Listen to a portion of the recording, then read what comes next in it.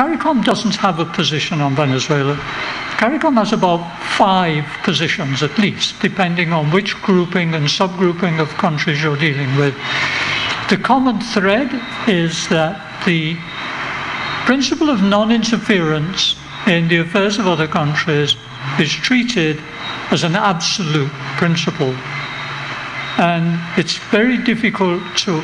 The variations are the degree to which some countries will flex with that in terms of the extent to which they will take part in some of the meetings that have been taking place, for example, a foreign meeting, like the meeting that Colin made reference to in New York. The health crisis is such that more than 11,000 children died under the age of 1 year in 2016. That was 33% more than in 2015. Okay. This is a reference to some of the ways in which people cope with the food crisis there. People in families are eating less. Some people don't eat at all. They have days when they eat different times. They have to adjust the diet to what is available rather than what you actually need. Again, it's just to give you a snapshot impression, not to digest all the details, so we could move on. Infant formulas are just not available in the hospital. These are the situation. Since 2005 or 4, there have been 10 generals who have been ministers in the Ministry of Food in Venezuela. Those are the names of the period. And this is a huge scandal. The reason it's controlled by the military is because it's extremely lucrative.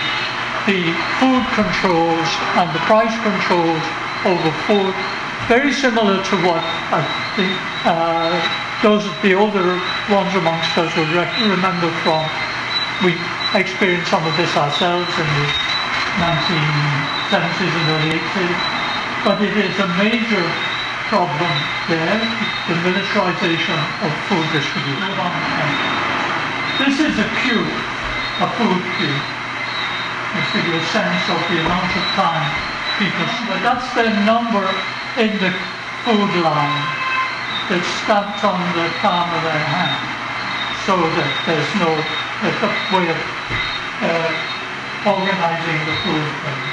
But the babies they're using plastic bags as diapers, and this is just, I suppose, a sense of seeing the space of this child today. You've established by fingerprints the day of the week you're allowed to buy in certain places and the limit of things that you're allowed to buy. But it's all computerized, so that you can't just walk in there and if you're not on the list, then they verify your fingerprint. That's what that's about. Thank you for showing that.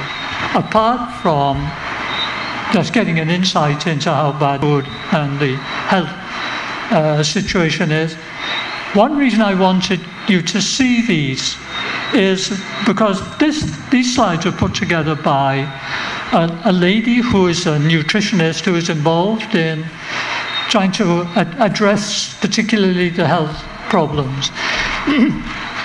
And the level of vigilance that civil society is exercising in terms of doing these surveys and producing this kind of literature, or not literature, rather this kind of information, is very impressive to me. And in contrast, it also showed a serious contrast in capacity of civil society organizations in a country like Venezuela, which is under pressure, compared to ourselves here. Our capacity for monitoring what's going on is far less sophisticated.